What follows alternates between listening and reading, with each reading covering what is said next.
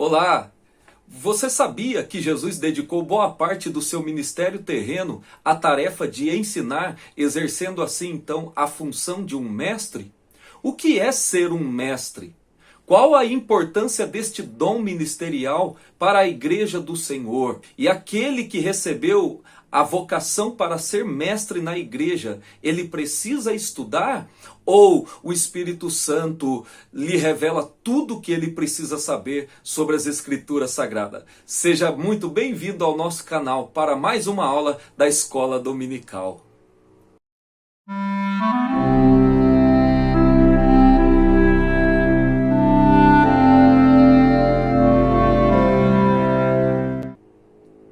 Queridos, que a graça e a paz do nosso Senhor e Salvador Jesus Cristo seja sobre a vida de todos vocês.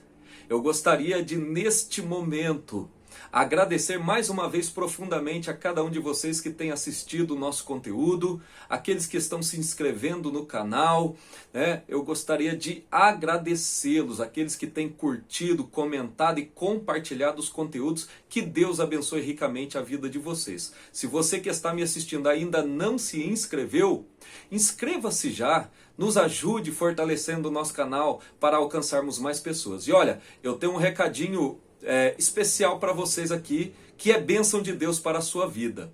Escute bem, no final de todos os trimestres da escola dominical, eu estarei sorteando livros, pelo menos 2, talvez 3 livros, né, para aqueles que estão se inscrevendo no canal.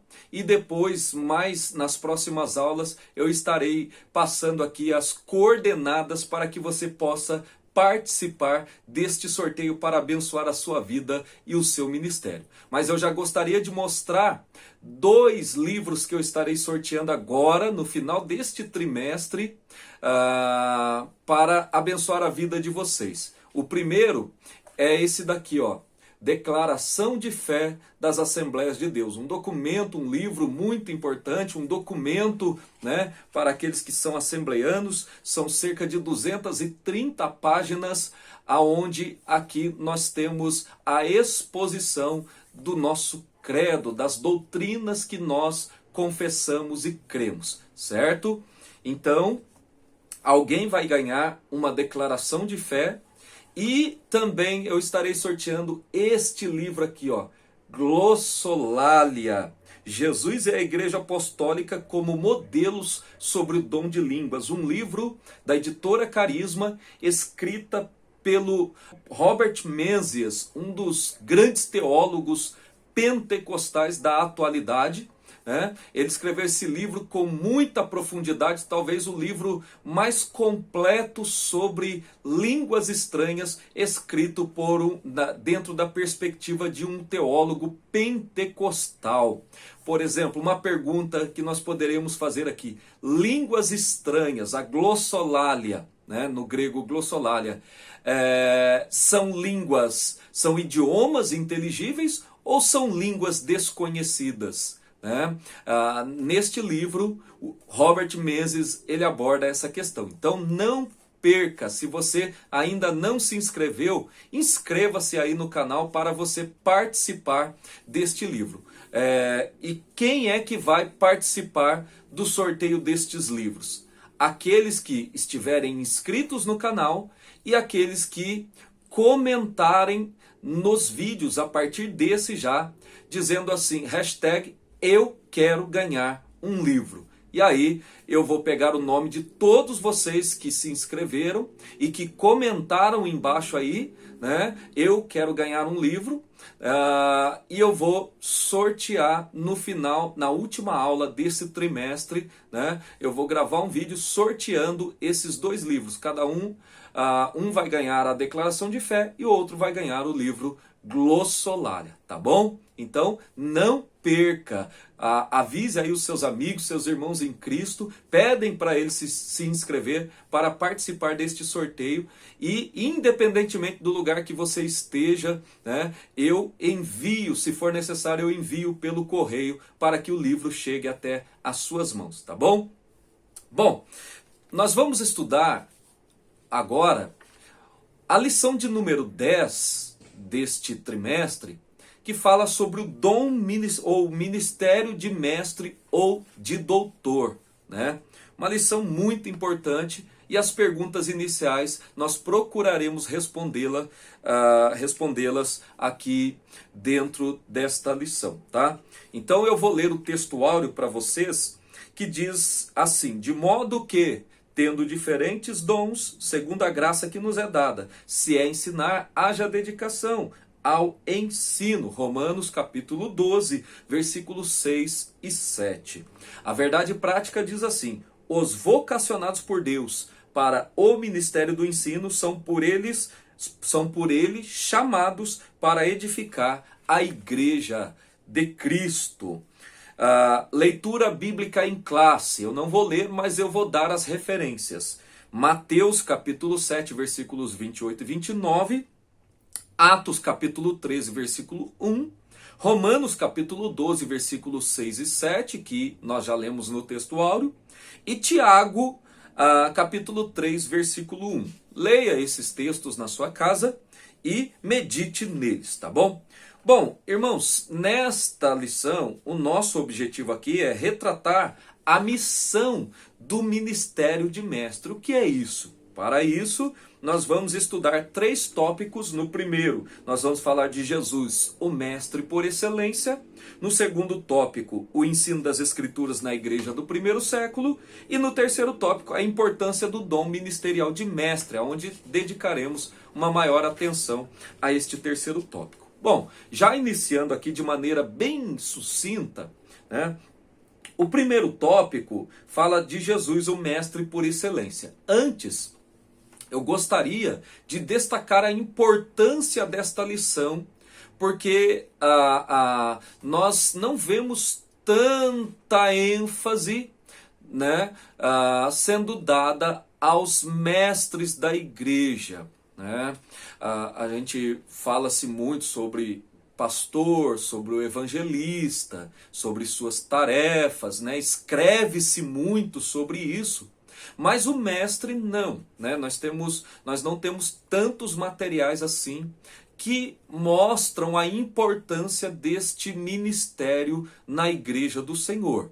E se nós estamos até hoje preservando a igreja dos ataques das heresias, né? Dos ataques dos ensinos perniciosos à igreja, isso se dá graças ao trabalho dos mestres que nesses 2000 anos de história da igreja têm se dedicado arduamente a defender a verdadeira doutrina bíblica, as doutrinas da palavra de Deus. Então vamos estudar aqui no primeiro tópico, Jesus como mestre por excelência. Primeiramente, no primeiro ponto, né, ele era o mestre da Galileia. Olha só o que diz Mateus capítulo 4, versículo 23.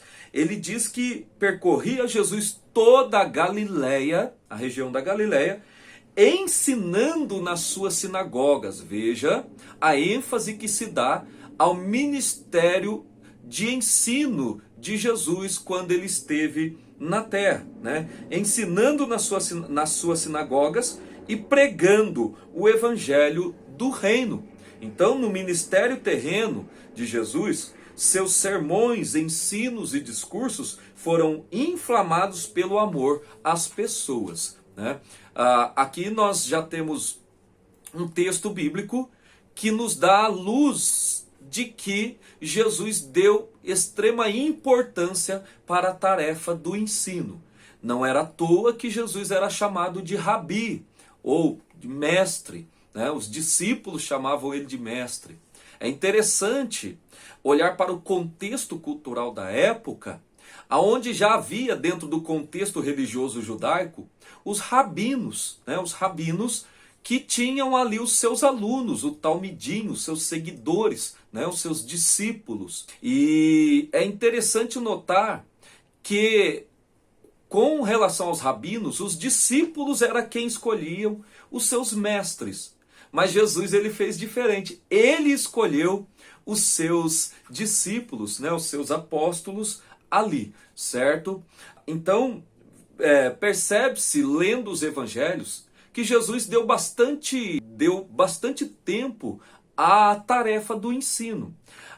Na verdade, quando lemos os evangelhos, percebe-se que Jesus ele deu mais ênfase ao ministério do ensino do que a prática dos seus milagres. Jesus fez muitos milagres, obviamente, curou muitas pessoas, né, libertou muitos endemoniados, de maneira que João fala que, usando, acredito eu, de uma hipérbole, uma linguagem hiperbólica, ou seja, uma linguagem de exagero, dizendo que se fosse registrar tudo que Jesus fez, né, nem todos os livros do mundo não suportariam.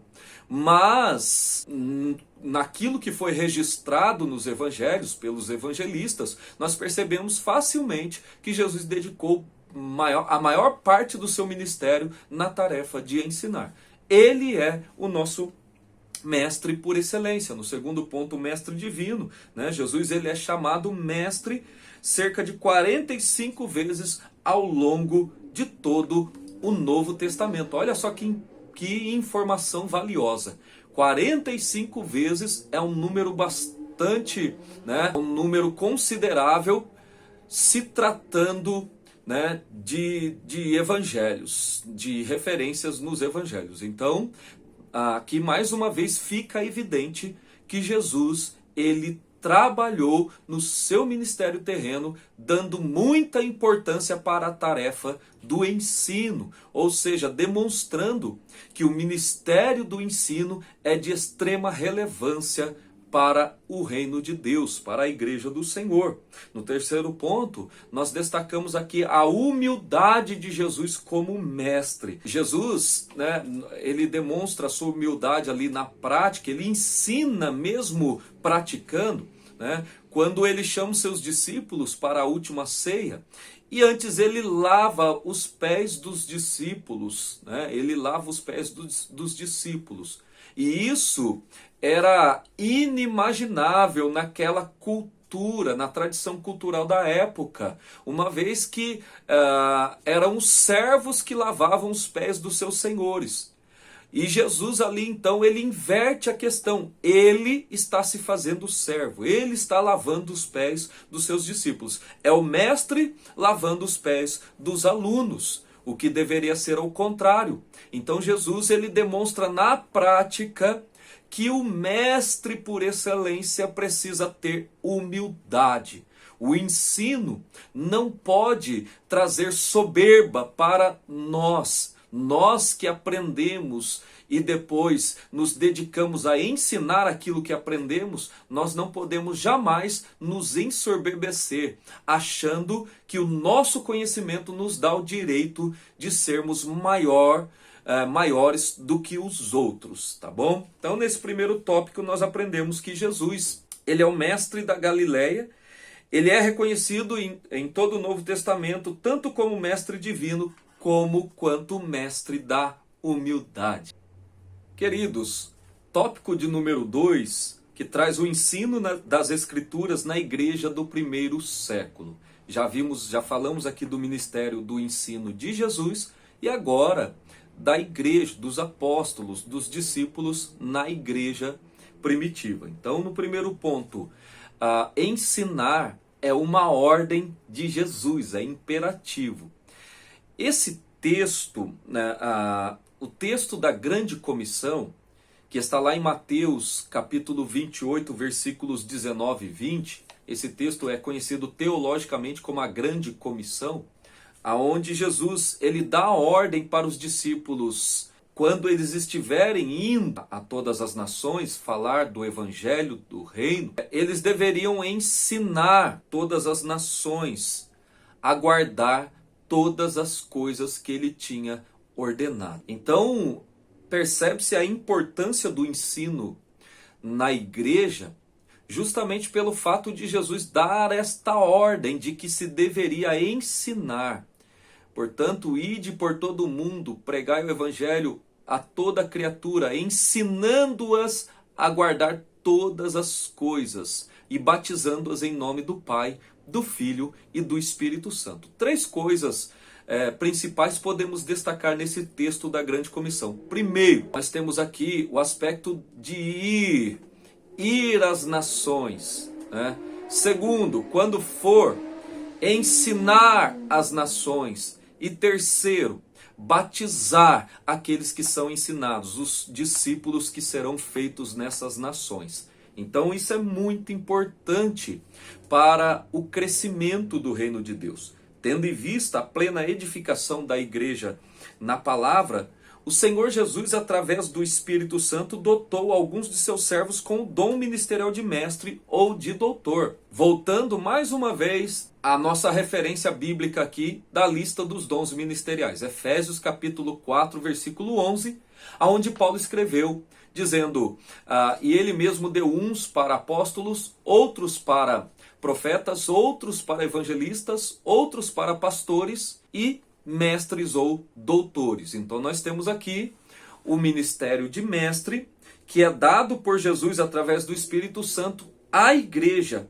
para que a igreja seja edificada, para que o corpo de Cristo seja edificado através deste ministério, o ministério do ensino. Esse dom, ele é uma capacitação sobrenatural do Espírito Santo. Eu quero aqui parar um pouquinho para falar da definição do mestre. E agora eu quero lançar mão aqui da Bíblia de Estudo Pentecostal, que traz algumas coisas interessantes aqui sobre esse ministério de mestre. Olha só, quem são os mestres? Os mestres são aqueles que têm de Deus um dom especial para esclarecer, expor e proclamar a palavra de Deus a fim de edificar o corpo de Cristo. Esclarecer, expor e proclamar a palavra de Deus. Você já percebeu na sua vida cristã que tem pessoas que foram chamadas, vocacionadas por Deus e que têm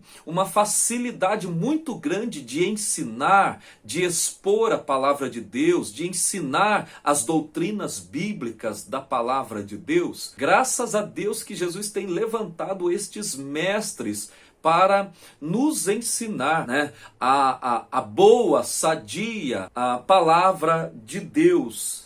É gostoso você sentar para ouvir alguém que tenha essa facilidade de transmitir ensinamentos para a igreja do Senhor, porque o que seria da igreja sem o ensinamento sadio da palavra de Deus? Mas eu quero ler aqui um trecho interessante da Bíblia de Estudo Pentecostal, onde ele diz assim, olha, os mestres são essenciais ao propósito de Deus para a igreja. Olha só o que ele diz aqui. A igreja que rejeita ou se descuida do ensino dos mestres e teólogos consagrados e fiéis à revelação bíblica, não se preocupará pela autenticidade e qualidade da mensagem bíblica, nem pela interpretação correta dos ensinos bíblicos.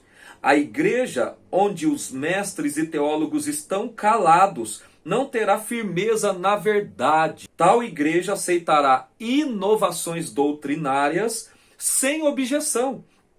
E nela, as práticas religiosas e ideias humanas serão de fato o guia no que tange à doutrina, padrões e práticas dessa igreja, quando deveria ser a verdade bíblica.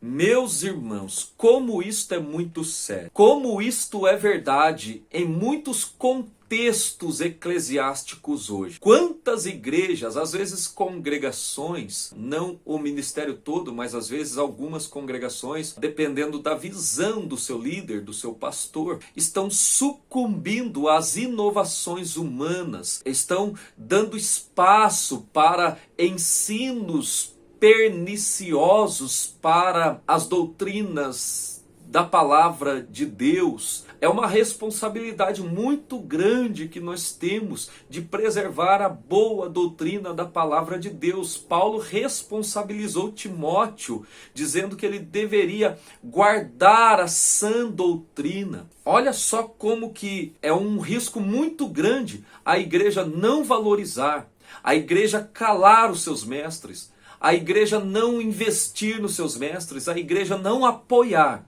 E cá para nós, nesse aspecto, muitas igrejas estão deixando a desejar. Dá-se muita ênfase a pregadores avivalistas, nada contra, precisamos também desses irmãos abençoados que receberam uma vocação, uma chamada especial de Deus, mas dá-se muita ênfase também à questão dos dons espirituais na igreja. Muitas igrejas dão uma ênfase exagerada. Não estou querendo dizer aqui que não se deve ensinar, não se deve apoiar e buscar os dons espirituais, já falamos sobre isso. Eu sou um apoiador dessa prática dos dons espirituais na igreja, conforme vocês puderam aprender aí nas aulas anteriores, mas nós devemos ter um equilíbrio e entender o valor dos mestres na igreja. Os mestres não podem se calar, porque se isso acontecer, ensinos perniciosos terão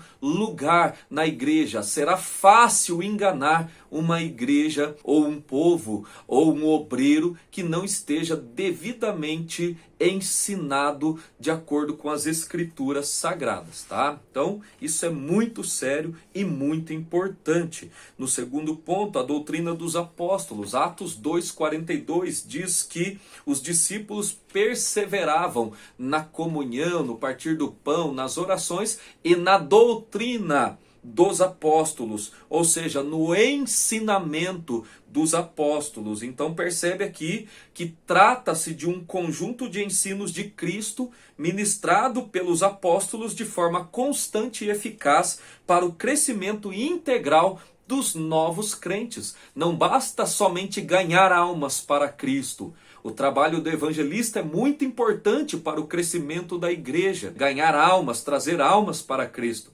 Mas aí entra o trabalho dos mestres em ensinar, em doutrinar esses novos convertidos, esses novos discípulos, para que eles tenham condições de permanecer no caminho, por meio do crescimento, da edificação, no ensino bom e sadio da palavra de Deus. E no terceiro ponto, ensinamento persistente. Os primeiros mestres das Escrituras foram os integrantes do colégio apostólico. Ali percebe-se que os apóstolos executaram essa função de mestre, foram dotados deste ministério, desta vocação.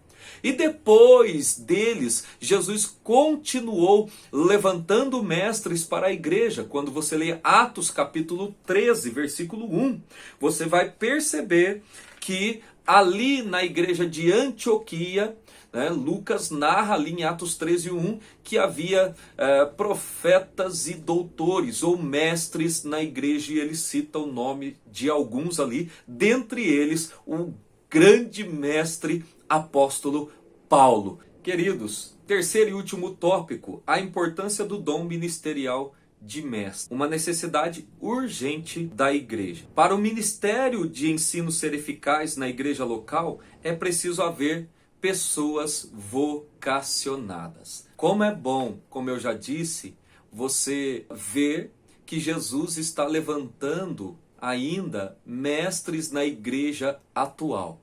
Como é gostoso você sentar para ouvir alguém falar com propriedade, com facilidade para transmitir ensinamentos da poderosa palavra de Deus, não é? O dom de mestre, o ministério do ensino, ele é uma necessidade urgente para a igreja.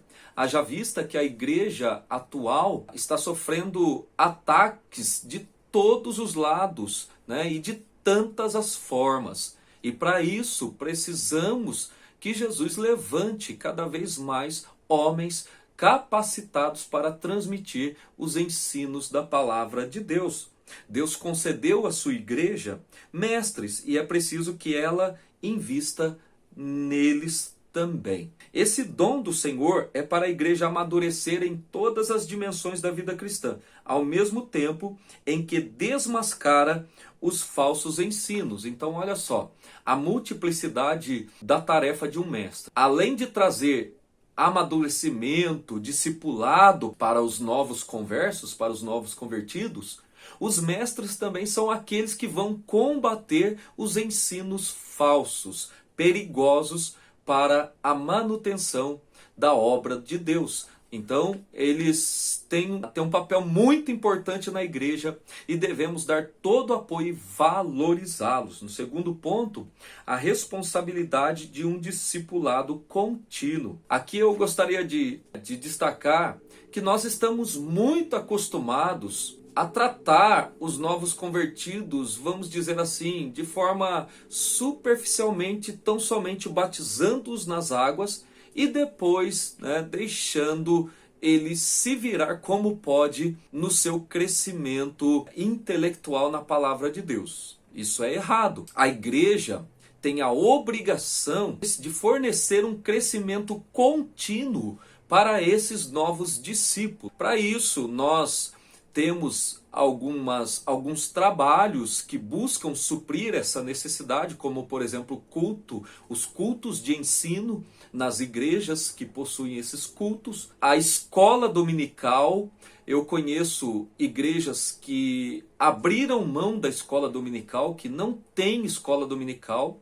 Algumas dessas igrejas substituíram por outros métodos de ensinar a palavra. Tudo bem, é válido desde que tenha também a eficácia da escola dominical, mas outras não, outras abriram mão realmente da dura tarefa de ensinar, de discipular, de ensinar, de conduzir o crente na boa e sadia palavra de Deus. Então, esta igreja, ela está incorrendo a um erro muito grave e ela vai sofrer as consequências por falta de um discipulado contínuo da sua membresia. Bom, e no terceiro ponto, e para terminar, requisitos necessários ao mestre. Quais são os requisitos para ser um mestre na igreja do Senhor? Primeiro, um salvo em Cristo. Não dá para imaginar, embora eu conheço algumas pessoas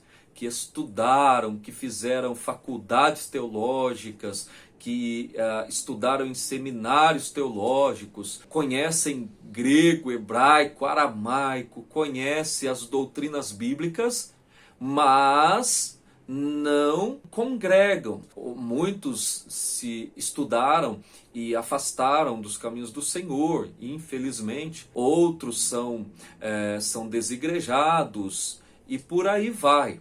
Então, nós precisamos, em primeiro lugar, para exercer o ministério de mestre, em primeiro lugar, ser um salvo em Cristo Jesus. Em segundo lugar, é inaceitável alguém desejar ou arrogar para si o ministério do ensino ou de mestre se não tem o hábito de ler. É a leitura que vai nos dar conteúdo para ensinar aquilo que devemos ensinar para os irmãos em Cristo Jesus. Um terceiro aspecto aqui de um mestre é o preparo intelectual. Nesse ponto eu quero falar um pouquinho. O preparo intelectual. Bom, por incrível que pareça, ainda tem muitos crentes pentecostais que acreditam que não é bom estudar teologia. Porque estudar acaba com a frieza espiritual, apaga o fogo, né? E eu costumo brincar dizendo que apaga mesmo, a teologia apaga o fogo, mas apaga o fogo estranho. Apaga aquilo que não tem base bíblica. Apaga aquilo que é prejudicial para a igreja do Senhor. E por que eu digo isso? Porque quanto mais eu estudo as escrituras sagradas, porque estudar teologia nada mais é do que estudar sobre Deus, estudar a palavra de Deus, estudar as doutrinas bíblicas da palavra de Deus, estudar, por exemplo, hermenêutica, ou seja, regras de interpretação de texto bíblico, estudar homilética, que é a arte de expor sermões, quais são as partes dos sermões, como de um sermão, como produzir um sermão e como aplicá-lo, aos seus ouvintes e por aí vai. Então teologia, gente, não mata crente, não esfria a fé de crente. Por quê? Porque quanto mais eu conheço a palavra de Deus, mais eu conheço Deus. Porque Deus se revela através da sua palavra, principalmente. Então, quanto mais eu conheço da palavra, mais eu conheço de Deus. E quanto mais eu conheço de Deus, mais cheio do Espírito Santo eu sou. Mais vontade, mais desejo de adorá-lo, de servi-lo, de receber da sua graça sobre a minha vida eu tenho. Então o estudo teológico não mata. Eu busquei estudar teologia, né? Era o meu sonho, me formei em teologia, me graduei em teologia, fiz uma pós-graduação em estudos bíblicos do Novo Testamento. E continuo estudando até hoje. E tudo isso não esfriou a minha fé, pelo contrário. Nos meus devocionais eu gosto de falar em mistérios, em línguas estranhas com o Senhor. Na igreja eu gosto de sentir a presença de Deus. Teologia, não apaga o fogo de ninguém, meu querido. Tá bom? Então, é importante o preparo intelectual. Como é que você vai ensinar aquilo que você nunca aprendeu? Mas tem gente que acha que o Espírito Santo ele abre a mente de alguém e coloca os ensinamentos na cabeça dessa pessoa. Não, querido, não. Eu só quero citar uma passagem bíblica aqui, que está em 2 Timóteo, capítulo 4, versículo de número 13. Quando Paulo está escrevendo a Timóteo e diz: olha, quando você vier me ver, traga a minha capa que ficou em Troade, traga os livros e os pergaminhos. Gente, Paulo, quando escreveu a segunda carta a Timóteo, ele está no seu segundo período de aprisionamento. Ele vai ser condenado, ele sabe disso. Ele falou no capítulo 4, ele escreveu a Timóteo dizendo: eu sinto que eu já estou sendo oferecido por libação, o tempo da minha partida está próximo ou é chegada. Todavia eu combati o bom combate, acabei a carreira e guardei a fé. Paulo estava escrevendo como que se tendo certeza da sua execução pelo Império Romano, pelo imperador Nero, e assim aconteceu de fato. E aí ele escreve assim: mas desde agora a coroa da justiça me está reservada, mas não só a mim, mas a todos aqueles que aguardam a vinda, que amam a vinda do Senhor. Glórias a Deus. Então, veja bem, Paulo, quando ele escreve essa segunda carta, ele já está próximo da sua execução, da sua morte. Paulo foi degolado pelo Império Romano. Mas mesmo assim, mesmo na prisão, ele não deixa de buscar, ele não deixa de ler, ele não deixa de querer crescer intelectualmente na palavra de Deus. Quando vier, traga a minha capa que ficou em Troade, os meus livros e os meus pergaminhos. Que sigamos o exemplo de Paulo, buscando sempre o preparo intelectual. E em último lugar, nós devemos ter também um coração em chamas, porque intelectualidade desprovida da unção de Deus, isso realmente é perigoso para a vida do crente. Não basta ter conhecimento, tem que ter, viver, praticar e transmitir. E assim então a igreja será abençoada pela vida dos mestres que ensinam a palavra de Deus. Queridos, que Deus abençoe você em Cristo Jesus. Deixa eu te falar um segredo aqui. Não é segredo, na verdade, mas deixa eu te falar uma coisa. Jesus ainda levanta mestres na igreja. Peça esse dom. Mas não somente peça esse dom. Busque conhecimento, se prepare intelectualmente, leia bastante, leia muito, compre livros, tenha sua biblioteca em casa e assim então você pode ser um dos mestres que Jesus está levantando na igreja hoje. Amém? Deseje isso, busque isso ardentemente no seu coração, peça isso nas suas orações e Jesus pode te usar como mestre na sua seara. Amém? Que Deus abençoe você em Cristo Jesus. Até a próxima aula. Não deixe de dar um like aí, né? Curtir este vídeo, tá bom? Porque fazendo isso, você nos ajuda a alcançar um maior número de pessoas. E olha, espalha aí para todo mundo aí que vai ter sorteio de livros, tá bom? Um deles pode ser seu. Amém? Deus abençoe em Cristo Jesus.